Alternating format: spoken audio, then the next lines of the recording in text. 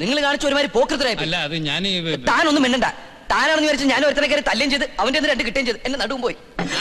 ഓ ഇനി അതറിഞ്ഞിട്ടണം അവനെ ചെന്ന് കണ്ട് അവന്റെ രണ്ടും കൂടി തനിക്ക് കിട്ടാൻ. തനിക്കൊന്നും പറഞ്ഞ പണിയല്ല മിച്ചറത്. അയാളുടെ ഒരു മഞ്ഞ ഹെൽമെറ്റ്. ഒരവസരം കൂടി ഷേർഷയ്ക്ക് പറ്റിയ ജീവിതത്തിലെ ആദ്യത്തെ അബദ്ധമാണിത്. അപ്പൊ അന്ന് മംഗലാപുരത്ത് പറ്റിയതോ? അത് കൂട്ടണ്ട. ഇതിന് ഞാൻ പകരം വീട്ടും. എന്നോടോ?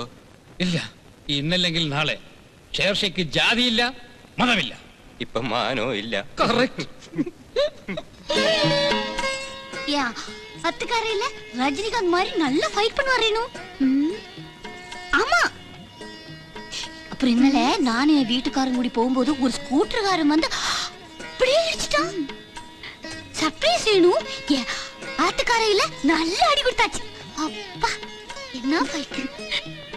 ஆனா ரஜினி படத்துல ரஜினி ஒரு அடி கூட கொல்ல மாட்டான். ஆனா என் அண்ணா கிளைமேக்ஸ்ல நல்லா அடி வாங்கிட்டான். அதுதான் குழம்பு கையிலாம் தேய்ச்சி அவர் இப்ப பெட் ரெஸ்ட்ல தான் இருக்கார். பாவி எங்க அண்ணா. நாளையில இருந்து புது வருஷம் தானே, வேற புது வருஷத்துல இருந்து அவருக்கு நல்லது வரணும்ன்றதுக்காக நான் கூட்டு பாயசம் நேர்ந்திருக்கேன். இது வாங்கத்தான் நான் போறேன். நான் வரட்டுமா? முருகா அல்லவா என்னது காப்பாத்துப்பா. வரேன்.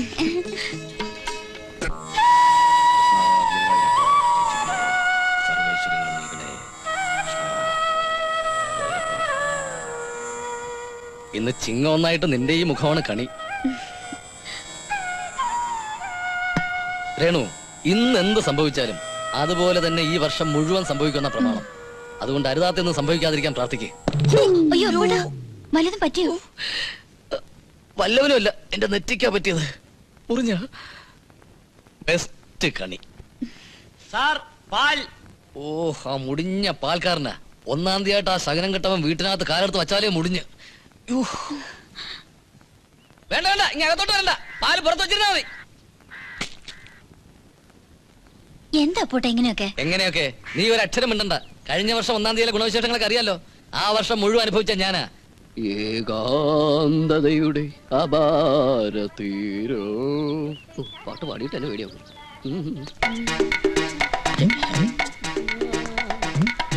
എന്ത് കോലം കണ്ടില്ലേ? കോലോ?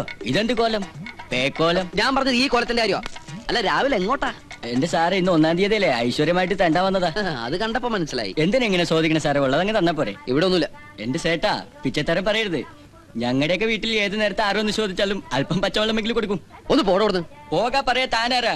ഇവിടുത്തെ മുതലാളിയോ? എടോ, വേലക്കാരുടെ സ്ഥാനത്ത് നിൽക്കണം. ചെന്ന് മുതലാളി വിളിക്കണ്ടോ? ചെല്ലി അല്ല പൊടി.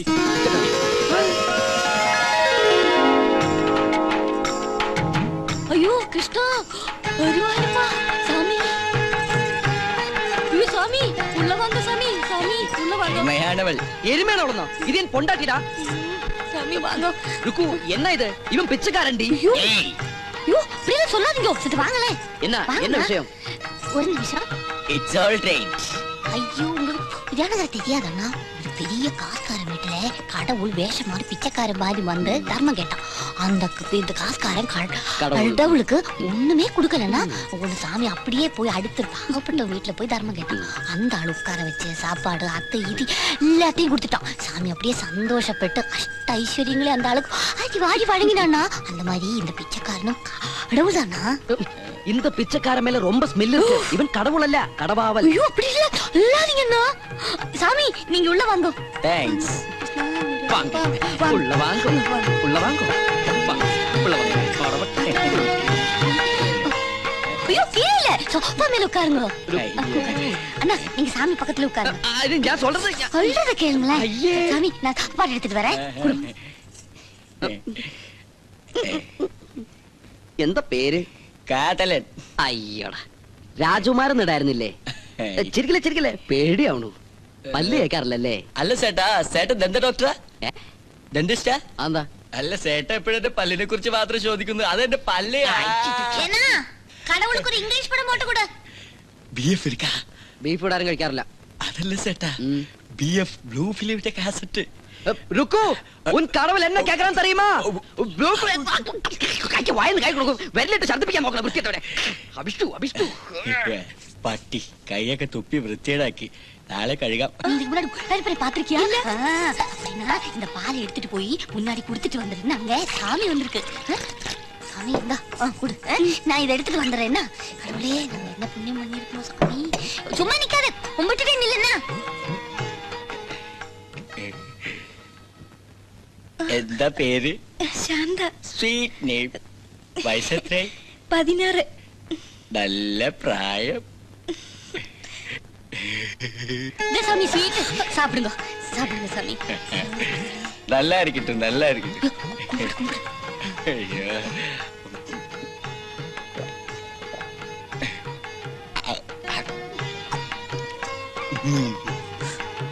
ஐயோ சாமி என்ன பசியா இருக்குன்னு பாரு சாந்தா. சாப்பிடுங்க சாப்பிடுங்க. ഇന്നത്തെ കണി കൊള്ളാം. ഇന്ന് കുറെ വീട് കേറണം. சாமி குருவாயிருப்பா, எங்களை மட்டும் காப்பாத்துப்பா.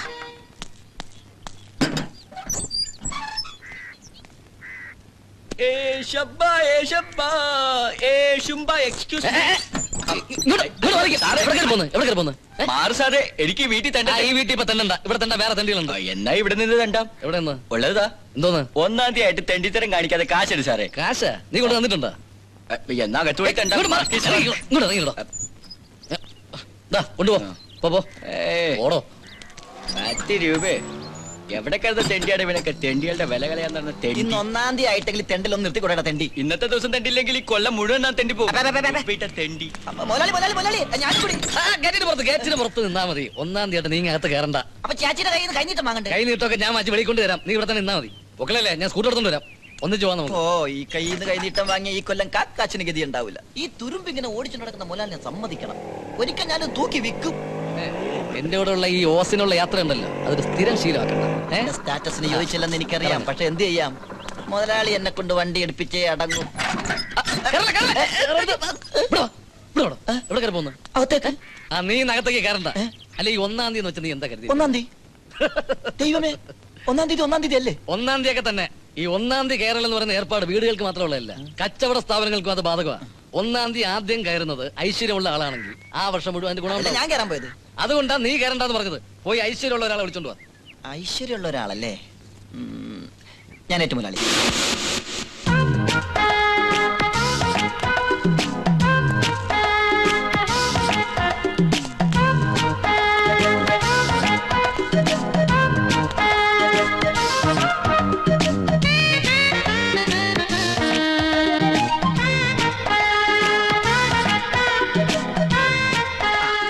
പറഞ്ഞതെല്ലാം ഓർമ്മയുണ്ടല്ലോ.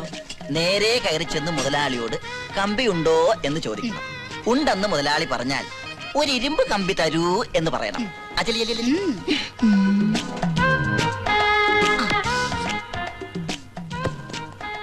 ആരാ? കമ്പിയുണ്ടോ? പിന്നെ ഉണ്ടല്ലോ. ഒരു ഇരുമ്പ് കമ്പി തരുവോ? ഏതായിട്ടോ? ഓ, ഏതായാലും കുഴപ്പമില്ല. എന്താവശ്യത്തിനാ? കൊച്ചു കള്ള വിളിച്ചു വരുത്തിയിട്ട് എന്താ ആവശ്യമൊന്നോ? വിളിച്ചു വരുത്തിയോ? ആര്? അധികം പരിചയമില്ലല്ലേ? അതിന് നമ്മൾ ഇതിനു മുമ്പ് പരിചയപ്പെട്ടിട്ടില്ലല്ലോ. 1-ാം തീയതിയായിട്ട് കുഴപ്പിക്കല്ലേ? എനിക്ക് എന്റെ കാശ് തരണം, അല്ലാതെ ഈ വാസലി പോവില്ല. കാശ? എന്താ നിങ്ങളുടെ ഉദ്ദേശം? എണീക്കണം, എണീക്കണം, പുറത്തു പോകണം. പോകാനോ? എങ്ങോട്ട്? എന്റെ കാശ് കൊണ്ടുതാ. മേശപ്പുറത്ത് താഴെ ഇറങ്ങാൻ. പിന്നെ ആരാ? എന്താ എന്താ മുതലാളി? എനിക്കറിയില്ല. രാവിലെ ഓരോന്ന് കയറി വരും മെനക്കെടുത്ത്. അല്ലേ, വിളിച്ചു വരുത്തിയിട്ട് കാശ് തരില്ലെന്ന് പറഞ്ഞത് എവിടുത്തെ ന്യായവാ? നിങ്ങൾ പറ. നിങ്ങൾ ആര് വിളിച്ചു വരുത്തിയെന്നാ? ഇവർക്ക് ആള് മാറി പോയിട്ടുണ്ടാവും. ഓ, അതാണോ കാര്യം? മുതലാളിക്ക് ഇങ്ങനെ ചില ഏർപ്പാടുകളൊക്കെ ഉണ്ടല്ലേ? എന്ത് ഏർപ്പാട്? ഇവിടെ ഒരു ഏർപ്പാടും ഇല്ല. നിങ്ങൾ അങ്ങോട്ട് ഇറങ്ങിയ സാരമില്ല, കാശ് കൊടുത്തങ്ങ് ഒതുക്കേക്ക് മുതലാളി. ഇങ്ങോട്ട് 2 രൂപയോ? താ വെച്ചോ, ദരിദ്രവാസി. വീട്ടിൽ നല്ലൊരു ഭാര്യ ഉള്ളപ്പോ എന്തിനാ മുതലാളി?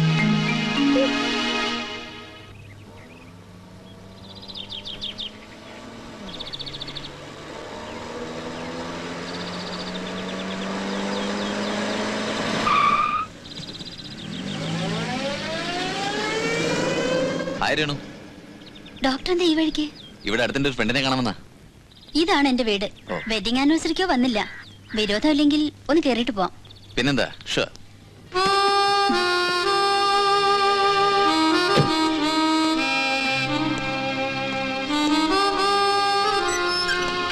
കുറച്ചു ദിവസമായിട്ട് ഹോസ്പിറ്റലിലേക്ക് ഒന്നും കാണാറില്ലല്ലോ. ഓ, ഹൗസ് വാമിങ്ങിനും വെഡിങ് ആനിവേഴ്സറിക്കും വരാത്ത പരിഭവമായിരിക്കും അല്ലേ? പ്രതിഷേധം ഇയാളുടെ ശരീരത്തിനോടായാലേ നഷ്ടപ്പെടുന്നത് എന്റെ അപ്പേട്ടനായിരിക്കും. 777. ലക്കി നമ്പർ ആണല്ലോ. ഈ നമ്പറിലെ കാർ കണ്ടെത്തിയതും രേണുവിന്റെ അപ്പേട്ടനായിരിക്കും അല്ലേ? ഈ കാര്യങ്ങളൊക്കെ അപ്പോട്ടിന് വലിയ ക്രേസാ. അകത്തിരിക്കാം.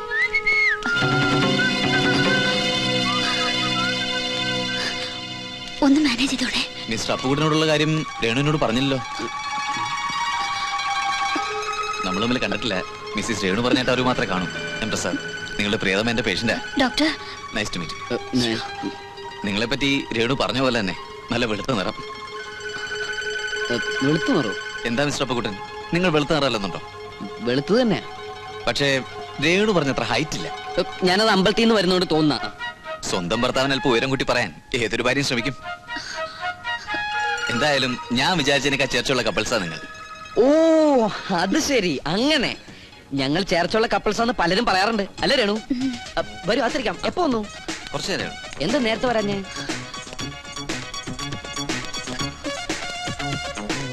നീ ഇവിടെ നിൽക്ക, പോയി കാപ്പി എടുത്തിട്ടോ. ഒരു ഗസ്റ്റ് വന്നിട്ടുണ്ടെങ്കിൽ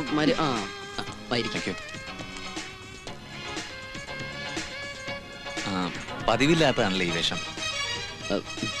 പതിവുള്ളത് തന്നെയാ.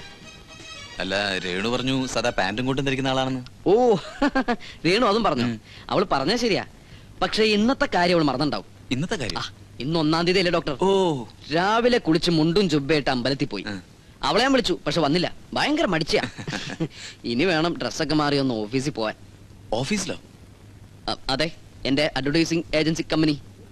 അപ്പോ എക്സ്പോർട്ടിംഗ്? ഓ അതും അവള് പറഞ്ഞോ. ഒരുപാട് ഫേംസും കമ്പനീസും ഉള്ളതുകൊണ്ട് ഞാൻ ആരോടൊന്നും പറയാറില്ല. കാരണം ഈ റെക്കമെൻഡേഷൻ, അതിന്റെ പ്രോബ്ലംസ്. പിന്നെ ഈ അഡ്വർടൈസിംഗ് തന്നെയാണല്ലോ ഈ എക്സ്പോർട്ടിംഗ്. ഈ എക്സ്പോർട്ടിംഗ് തന്നെയാണ് ഈ അഡ്വർടൈസിംഗ്. ശരിക്കും പറഞ്ഞാൽ രണ്ടും ഒന്ന് തന്നെയാ. നീ നമ്മുടെ അഡ്വർടൈസിംഗ് കമ്പനിയുടെ കാര്യം ഡോക്ടറോട് പറഞ്ഞിട്ടില്ലേ? എന്ത് പറഞ്ഞാലും എന്താ ഇതുപോലൊരു ചിരിയാ.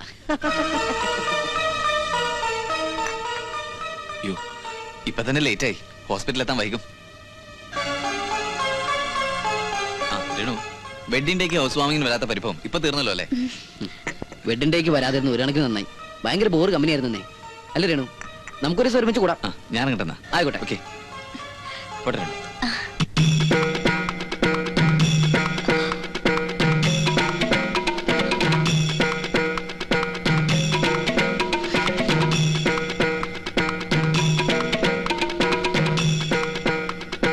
ഹലോ, അത് ഞാനല്ല. എന്റെ ഡോക്ടറെ, ഇതുപോലൊരു നോട്ടം പണ്ട് ഞാൻ നോക്കിയതാ. ഇത് ഇവളുടെ ചേച്ചി ഹസ്ബൻഡുവാ. ഇപ്പോഴും ഇവരെ ഒരുമിച്ച് കണ്ടാൽ എനിക്ക് തെറ്റിപ്പോവും. റയറായിട്ടുള്ള ട്വിൻസാ അല്ലേ രേണു? ട്വിൻസ് ആണല്ലേ? ശരി, ഞാൻ കിട്ടുന്ന. ആയിക്കോട്ടെ, ഓക്കെ, ബെസ്റ്റ് ഓഫ് ലക്ക്.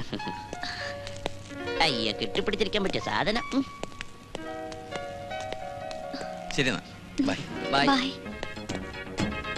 പെട്ടെന്നൊന്ന് മാനേജ് ചെയ്യണമെന്ന് പറഞ്ഞപ്പോ എനിക്ക് പിടിയിട്ടില്ല. പിന്നെ ഡോക്ടർ ഇൻട്രൊഡ്യൂസ് ചെയ്ത് കഴിഞ്ഞപ്പോഴാ എന്റെ റോൾ എന്താന്ന് എനിക്ക് മനസ്സിലായത്. എങ്ങനെ ഉണ്ടായിരുന്നു എന്റെ പെർഫോമൻസ്? ഇങ്ങനെയൊക്കെ ഞാൻ പെർഫോം ചെയ്തില്ലായിരുന്നെങ്കിൽ രേണു ഡോക്ടറോട് പറഞ്ഞ എല്ലാ കള്ളങ്ങളും പൊളിയുമായിരുന്നു. പിന്നെ നാളെ ഡോക്ടറെ മുഖത്ത് നോക്കാൻ പറ്റുമോ? സത്യത്തിൽ നന്ദി പറയേണ്ടത് എന്നോടാ. ഏതായാലും ചിങ്ങോന്നിന് രേണുവിന് കിട്ടിയ പുതിയ husband, A romantic hero, mister Prem. Renu, Renu, എന്താ ഇത്? ഇന്നൊരു നല്ല ദിവസമായിട്ട് നിലവിളക്ക് പോലും കത്തിച്ചു വെക്കാതെ.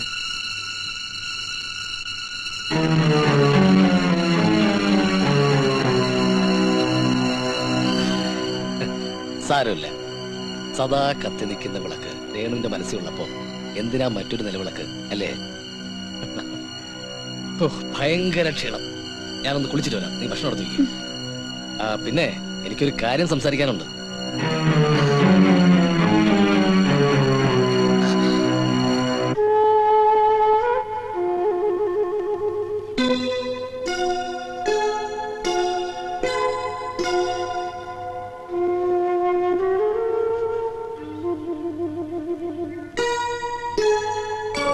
നീ എന്താ ഒന്നും കഴിക്കാത്ത?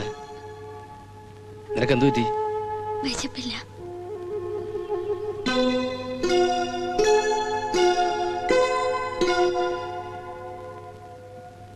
എനിക്കറിയാം എന്താ വിശപ്പില്ലാത്തതെന്ന്.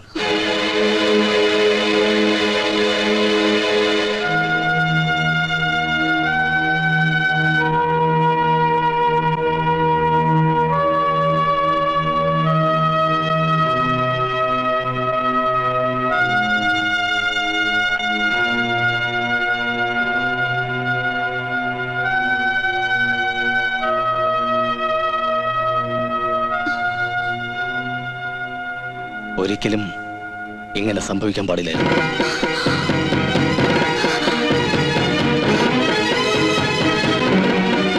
ആ, പ്രതീക്ഷിക്കാത്ത പലതുമാണല്ലോ ജീവിതത്തിൽ പലപ്പോഴും സംഭവിക്കാറുള്ളത്.